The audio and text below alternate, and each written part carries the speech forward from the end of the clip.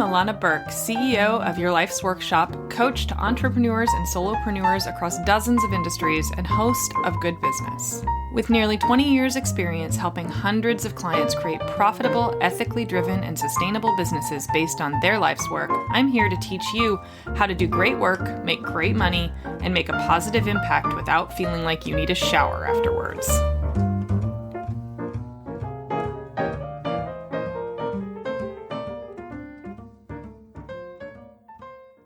Hi, everybody. Welcome back to The Good Business. I am so glad you guys are here with me today. I want to start this conversation with something really important. I want everybody to understand what my intention is when I embark on a podcast episode. Usually it's to teach you something, whatever's top of mind for me that day. That's usually kind of how I've approached this. But this episode marks something entirely new. I have been sitting on a body of work for a very long time around what leadership is, what it isn't, what it means, and really why it's important. And today marks the beginning of something entirely different than what I've done here in the past. And that is, we're going to start at the beginning of what feels like a narrative to me. Today's episode is the starting line for 12 months of content where we're going to talk about leadership in terms that you very likely haven't really ever thought about it in before. You know, leadership tends to mean something different for a lot of people. It means authoritarianism. It means power. It means something that we can't control, right? It means people who have somehow gained something that most of us don't have. And it gets thrown around in ways that we don't really pay attention to all that much, honestly. You know, we tend to regard our leaders as the people who are most successful, which isn't really leadership. So I'm going to talk a lot about what I think leadership is over the next year.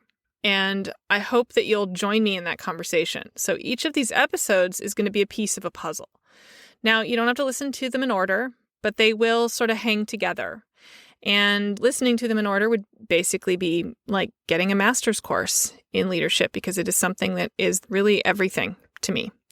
Everything that I do falls into either growing your skills as a leader or flexing them, one of the two. And being really, really conscientious and deliberate about exactly what we're doing here in this world and what we're doing in our businesses. And I really want to be part of something that's new and different. And I hope that you want to join me in that. So if you're still with me, which I hope you are, today's first lesson in leadership is about the concept as a whole. What is leadership? When you think about it, I really want you to stop and pause and think about it. What are your connotations with the concept of leadership? How do you regard people who self-identify as quote unquote leaders? How do you think about yourself as one? What ways are you leading and what ways are you following? And even when you're following, are you aware of the power that you have? You're going to hear me talk a lot about power. Power and leadership are two peas in a pod. They are two sides of one coin.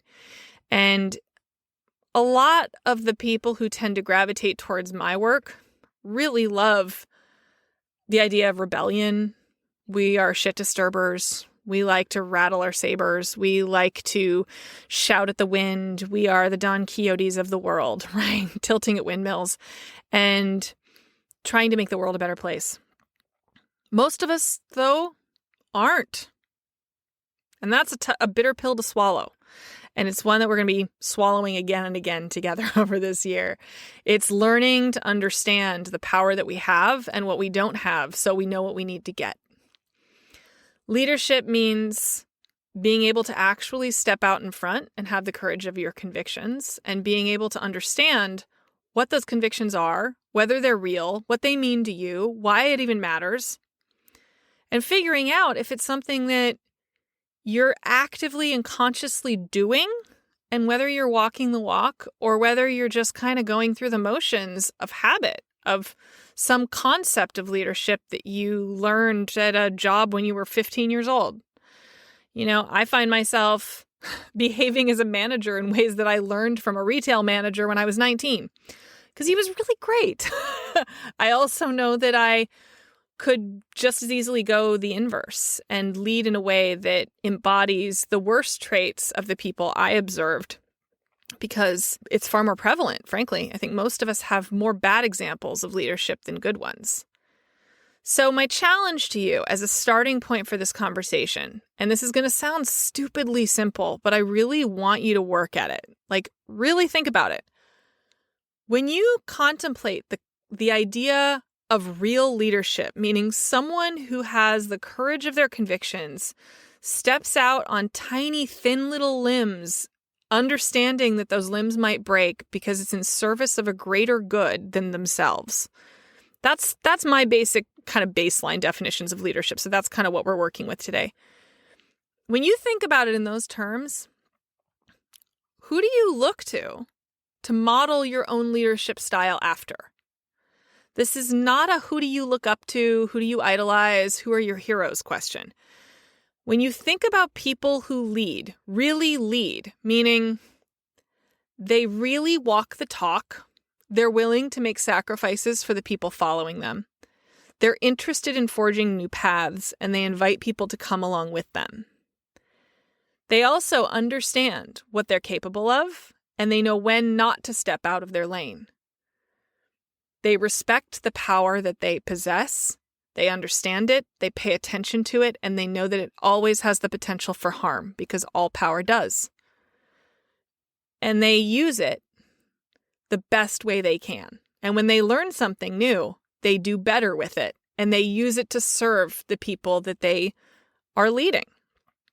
When you think about people in those terms, who comes to mind for you to model those traits and behaviors after? I'm betting it's probably less than you thought it was. Most people immediately go to like Oprah and like whatever the fuck else. But we've all seen our heroes fall. This isn't about heroes, because you got to know this person well enough to understand their behaviors, right? To understand what they actually do, how they manage, how they treat the people around them, how they lift them up, how they push them down, how they deal with things when there's a problem, how they own their mistakes. Really think about who you know. And if the answer is no one, then I really invite you to come and listen to this show every single week, because it means that you have an opportunity to be that person for somebody else. But that skill, and it is absolutely a skill, is something that has to be cultivated and practiced, and it's a muscle that has to be built and flexed. Now, I want to be really clear about one thing. I work very, very hard at being this kind of a leader. I don't always succeed. I don't always succeed in every area of my life. None of us will. This is not about perfection. This is not about some perfect version of ethics and integrity and values and all of that. That's not what we're doing here, because nobody on this fucking planet can hold that mantle. I refuse to put myself in a position or invite you to put yourselves in a position where everyone around you is going, yeah, if you're in a glass house, you shouldn't throw rocks at it, right? None of us are doing this all right, and someone will always have fault with what you're doing. Always. There's no doubt about that. And someone will always think that you are leveraging your privilege, leveraging your power inaccurately. Now, I wish I could say that I had an answer for that. I don't. You won't learn how to navigate around that. You might, however, learn how to stand up for your convictions in that glow, right? When someone's shining that light on you, to be able to say securely and confidently that you understand where they're coming from and you wish you had more capacity to do better. And be able to say whether you can or you can't. And be honest about it. That's what we aspire to. Feet firmly planted and a willingness to be humble. A willingness to put our values on display. And a willingness to entirely change the game of how leadership functions in this world. Because The way we've done it forever isn't fucking working. And there's a lot of voices out there talking about human-centered leadership and mental health and values and ethics and ethical selling and all, right? I'm not the only voice here. But I hope that you'll join me in bringing it all together. That's the idea here. We're going to bring it all together. I want to talk about power. I want to help you understand the powers that you have and the ones that you don't, and how to deal with that. How to face that, you know what? Most of us operate from underneath someone else's boot, whether we like it or not. Whether we agree with that or not, it doesn't change the fact that it's true. Right? We do not have the power that other people possess. We do not have the same access to justice that other people have. And there are many that have even less than we do. That doesn't change the fact that we have less than others. We are all on a spectrum of how much power we do and don't have in this society.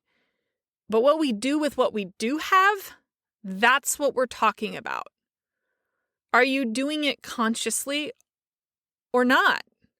Are you in business to be in business and make a living?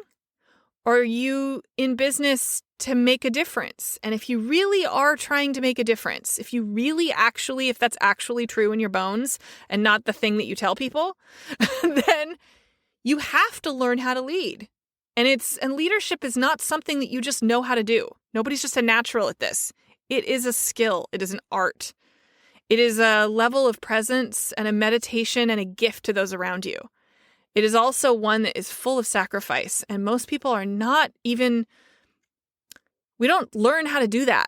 We don't learn how to be empathetic to those around us. Not really.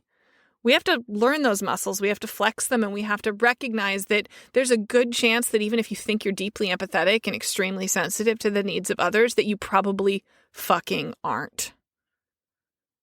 Because when the rubber meets the road, all of us are self-interested. All of us. We have to know that going in, because then we can work with what we have and work in reality. Until you work in reality, until you use real words, until you use real feelings, until you face who you really are, then you're going to just keep running behind the ants in front of you like you're on tracks. And we'll just keep on doing everything the way the very people we complain about keep doing it, because it's all we ever learned how to do. My very big promise to you is that I want to help you break that. This year is about breaking that pattern and learning to lead. I hope you'll join me. See you next week. Bye, everybody.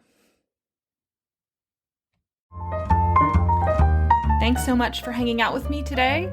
For more information, visit yourlifesworkshop.com.